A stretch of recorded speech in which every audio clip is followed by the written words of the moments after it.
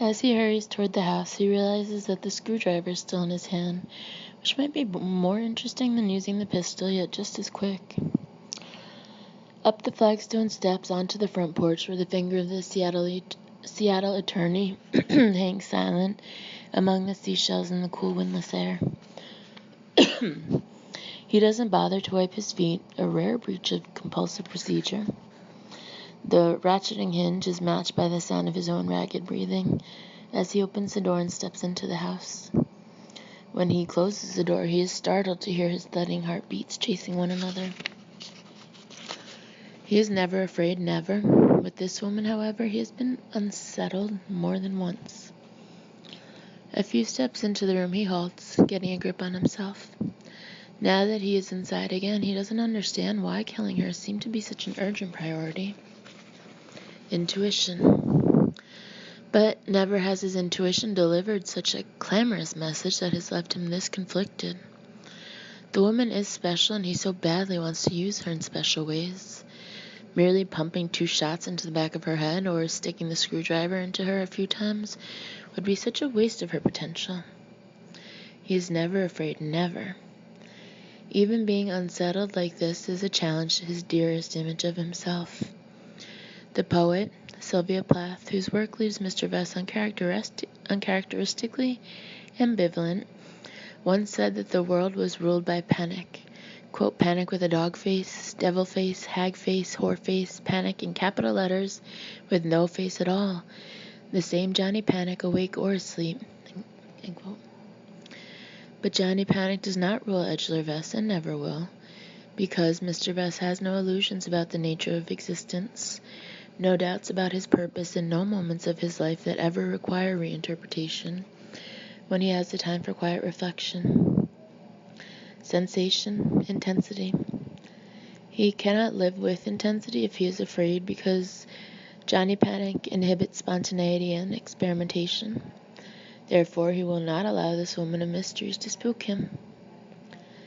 As both his breathing and his heartbeat subside to normal rates, he turns the rubberized handle of the screwdriver around and around in his hand, staring at the short blunt blade at the end of the long steel shank.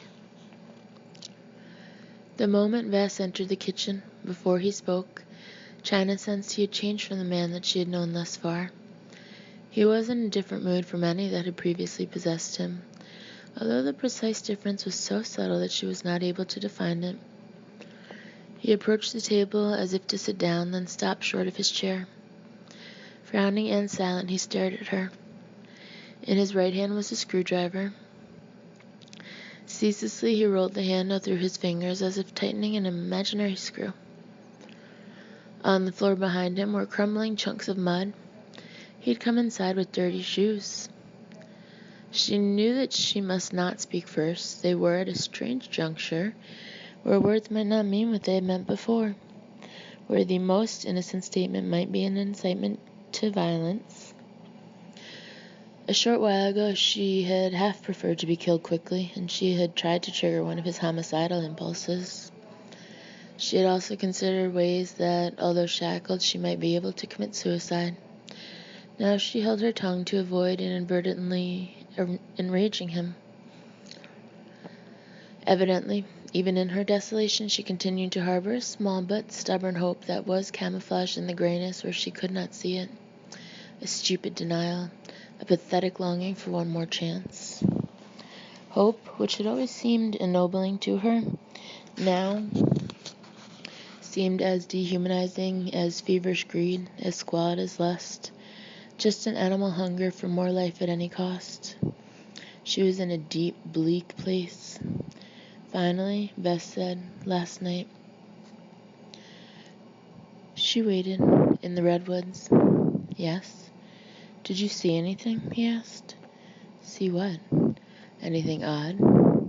No. You must have. She shook her head. The elk, he said. Oh, yes, the elk. A herd of them. Yes. You didn't think they were peculiar? Coastal elk, they thrive in that area. These seemed almost tame. Maybe because tourists drive through there all the time. Slowly turning and turning the screwdriver, he considered her explanation. Maybe. China saw that the fingers of his right hand were covered with a film of dry mud. He said, I can smell the musk of them now, the texture of their eyes, hear the greenness of the ferns swaying around them, and it's a cold, dark oil in my blood. No reply was possible, and she didn't try to make one. Vess lowered his gaze from China's eyes to the turning point of the screwdriver and then to his shoes. He looked over his shoulder and saw the mud on the floor. This won't do, he said. He put the screwdriver on a nearby counter. He took off his shoes and carried them into the laundry room, where he left them to be cleaned later. He returned in his bare feet and, using paper towels and a bottle of Windex, cleaned every crumb of mud from the tiles. In the living room, he used a vacuum cleaner to sweep the mud out of the carpet. These domestic chores occupied him for almost 15 minutes, and by the time he finished, he was no longer in the mood that had possessed him when he'd entered the kitchen. Housework seemed to scrub away his blues. I'm going to go upstairs and sleep now, he said. You'll be quiet and not rattle your chains much. She said nothing. You'll be quiet, or I'll come down and shove 5 feet of the chain up your ass. She nodded. Good girl. He left the room. The difference between Vess's usual demeanor and his recent mood no longer eluded China. For a few minutes he had lacked his usual self-confidence. Now he had it back. Mr. Vess always sleeps in the nude to facilitate his dreams. In Slumberland, all the people whom he encounters are naked, whether they are being torn asunder beneath him in glorious wetness, or are running in a pack with him through high-shadowed places and down into moonlight. There is a heat in his dreams that not only makes clothes superfluous, but burns from him the very concept of clothes, so going naked is more natural in the dream world than in the real one. He never suffers from nightmares. This is because in his daily life he confronts the sources of his tensions and deals with them. He is never dragged down by guilt. He is not judgmental of others and is never affected by what they think of him. He knows that if something he wishes to do feels right, then it is right. He always looks out for number one because to be a successful human being, he must first like himself. Consequently, he always goes to his bed with a clear mind and an untroubled heart. Now, within seconds of resting his head on his pillow, Mr. Vess is asleep. From time to time, his legs cycle beneath the covers as if he is chasing something. Once in his sleep he says "Father," almost reverentially, and the word hangs like a bubble in the air, which is odd, because when Edgeler Vess was 9 years old, he burned his father to death. Chains rattling, China leaned down and picked up the spare cushion from the floor beside her chair. She put it on the table, slumped forward, and rested her head on it. According to the kitchen clock, it was 11:45. She had been awake well over 24 hours. Except when she had dozed in the motorhome and when she had sat here unconscious after Vess clubbed her. Although exhausted and numb with despair, she did not expect to be able to sleep, but she hoped that by keeping her eyes closed and letting her thoughts drift to more pleasant times, she might be able to take her mind off her mild but gradually increasing urge to pee, and off the pain in her neck and trigger finger. She was walking in a wind full of torn red blossoms, curiously unafraid of the darkness and of the lightning that sometimes split it when she was awakened not by thunder, but by the sound of scissors clipping through paper. She lifted her head from the pillow and sat straight up. The fluorescent light stung her eyes. Edgeler Vess was standing at the sink cutting open a large bag of potato chips. He said, you're awake, you sleepyhead. China looked at the clock, 20 minutes to 5. He said, I thought it might take a brass band to bring you around. She had been asleep almost 5 hours. Her eyes were grainy, her mouth was sour. She could smell her body odor, and she felt greasy. She had not wet herself in her sleep, and she was briefly lifted by an absurd sense of triumph that she had not yet been reduced to that lower level of humiliation. Then she realized how pathetic she was, priding herself on her continence and her internal grayness darkened by a degree or two. Vess was wearing black boots, khaki slacks, a black belt, and a white t-shirt. His arms were muscular, enormous. She would never be able to struggle successfully against those arms. He brought a plate to the table. He had made a sandwich for her. Ham and cheese with mustard. A ruffle of lettuce showed at the edges of the bread. He had placed 2 dill pickle spears beside the sandwich. As Vess put the bag of potato chips on the table, China said, "I don't want it." "You have to eat," he said. She looked out the window at the deep yard in late afternoon light. "If you don't eat," he said, "I'll eventually have to force feed you." He picked up the bottle of aspirin and shook it to get her attention. "Tasty?" "I didn't take any," she said. "Ah, then you're learning to enjoy your pain." He seemed to win either way. He took away the aspirin and returned with a glass of water. Smiling, he said, "You've got to keep those kidneys functioning or they'll atrophy." As Vess cleaned the counter where he'd made the sandwich, China said, "Were you abused as a child?" And hated herself for asking the question, for still trying to understand. Vess laughed and shook his head. "This isn't a textbook, China. This is real life." "Were you?" "No. My father was a Chicago accountant. My mom sold women's wear at a department store. They loved me, bought me too many toys, more than I could use, especially since I preferred playing with other things." "Animals," she said. "That's right. And before animals, insects or very little things like goldfish or turtles." "Is that in your textbooks?" "It's the earliest and worst sign, torturing animals." He shrugged. It was fun, watching the stupid thing crawl on fire inside its shell. "Really, China, you have to learn to get beyond those petty value judgments." She closed her eyes, hoping he would go to work. "Anyway, my folks love me, all caught up in that delusion. When I was 9, I set a fire. Lighter fluid in their bed while they were sleeping, then a cigarette." "My gosh, there you go again." "Why?" He mocked. "Why not?" Jesus. "Want the second best answer?" "Yes," she said. "Then look at me when I talk to you." She opened her eyes. His gaze cleaved her. "I set them on fire because I thought maybe they were beginning to catch on." "To what?" "To the fact that I was something special." "They caught you with the turtle?" she guessed. "No, a neighbor's kitten. We lived in a nice suburb. There were so many pets in the neighborhood. Anyway, when they caught me, there was talk of doctors. Even at 9, I knew I couldn't allow that. Doctors might be harder to fool. So we had a little fire." "And nothing was done to you?" Finished with his cleaning, he sat down at the table. "No one suspected. Dad was smoking in bed," the fireman said. "Happens all the time. The whole house went. I barely got out alive, and Mommy was screaming, and I couldn't get to her. Couldn't help my mom, I was so scared." He winked at her. "After that, I went to live with my grandma. She was an annoying old biddy, full of rules, regulations, standards of conduct, manners, and courtesies I had to learn. But she couldn't keep a clean house. Her bathroom was just disgusting. She led me into my second and last mistake. I killed her while she was standing in the kitchen, just like this, preparing dinner. It was an impulsive thing, a knife twice in each kidney." "How old?" Slyly playing with her, he said, "Grandma or me?" "You."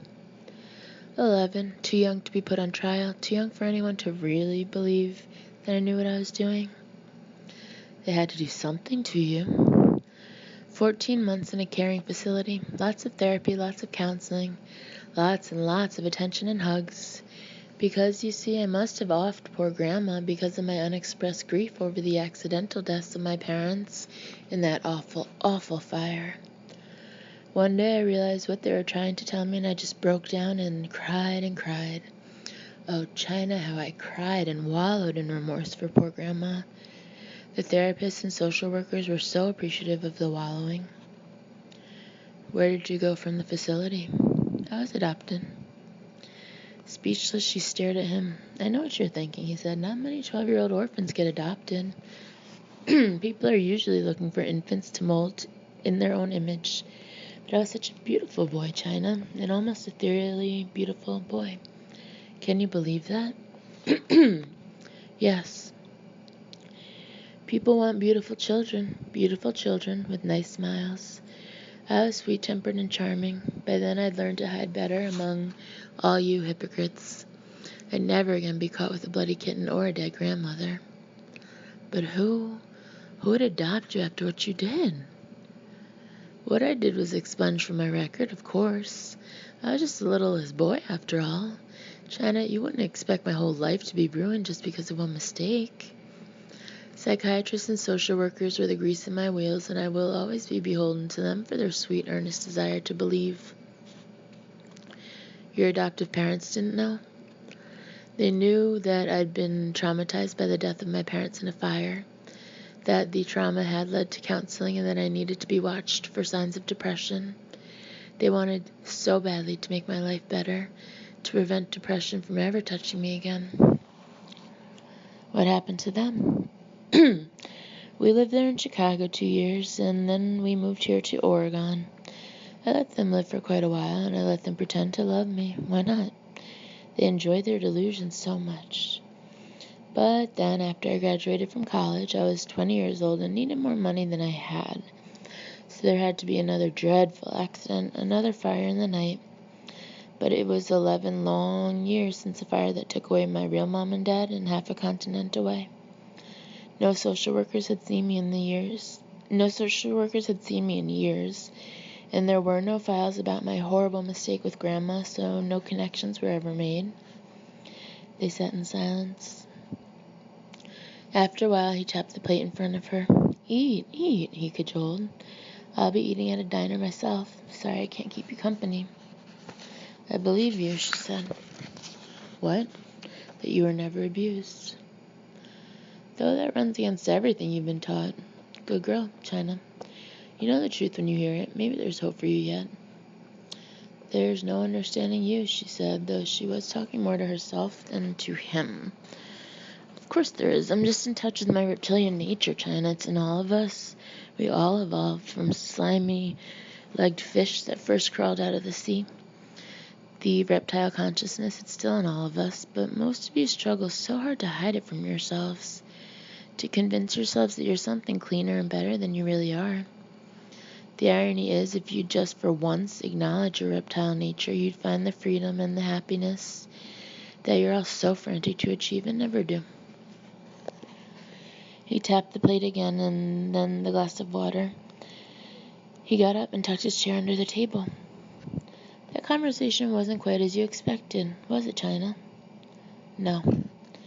You were expecting me to equivocate, to whine on about being a victim, to indulge in elaborately structured self-delusions, to spit up some tale of warping incest. You wanted to believe your clever probing might expose a secret religious fanaticism, bring revelations that I hear godly voices in my head. You didn't expect it to be this straightforward, this honest. He went to the door between the kitchen and the living room and then turned to look at her. I'm not unique, China.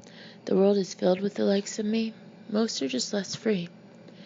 You know where I think a lot of my type wind up? In spite of herself, she asked where. In politics. Imagine having the power to start wars, China. How gratifying that would be. Of course, in public life, one would generally have to forego the pleasure of getting right down in the wet of it, hands dirty with all the wonderful fluids. One would have to be satisfied with the thrill of sending thousands to their deaths, remote destruction, but I believe I could adapt to that. And there would always be photos from the war zone, reports, all as graphic as one requested, and never a danger of apprehension. More amazing, they build monuments to you. You can bomb a small country into oblivion, and dinners are given in your honor. You can kill 34 children in a religious community, crush them with tanks, burn them alive, claim they were dangerous cultists, then sit back to the sound of applause. Such power, intensity. He glanced at the clock, a few minutes past 5. He set off in his dressing and be gone, back as soon after midnight as I can be. He shook his head as if saddened by the sight of her, untouched and alive, What kind of existence is that, China? Not one worth having. Get in touch with your reptile consciousness. Embrace the cold and the dark. That's what we are.